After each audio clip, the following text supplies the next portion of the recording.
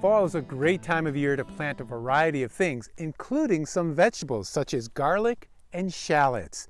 You'll be planting these around the same time you'll be planting tulips and daffodils. And generally you want to wait till the weather gets cold for about a week or two when the temperatures are in the 40s and 50s. That'll cool down the soil, then you know you can start planting. And then you can plant right up until maybe a couple weeks before a hard freeze. In most areas of the country, that's October and early November when you'll be doing your planting.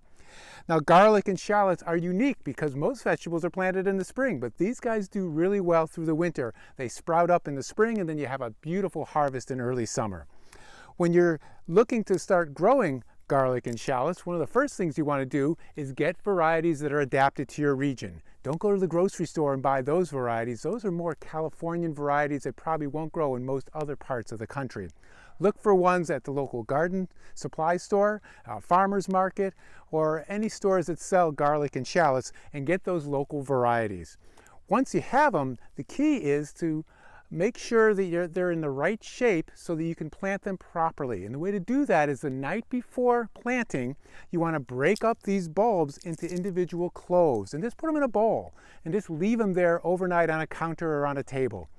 What that's doing is that's helping that cut end in the bottom harden off and callus, and that will help with the rooting of that clove.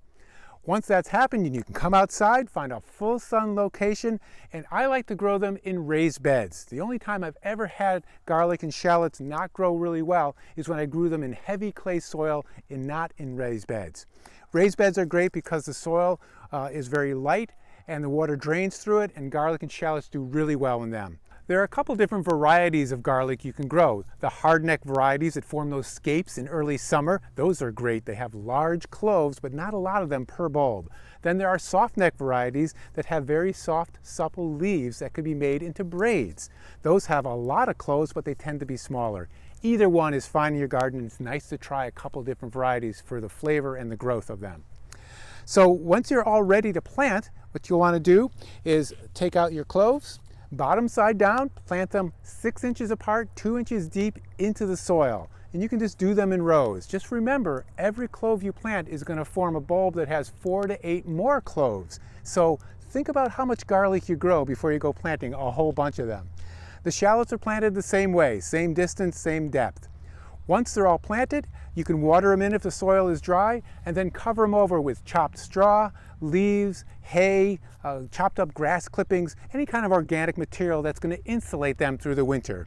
What that will do is it'll protect them and keep the soil cool in the fall in case you have a warm spell so they won't sprout, and it'll protect them in cold climates from heaving if you have freezing and thawing cycles.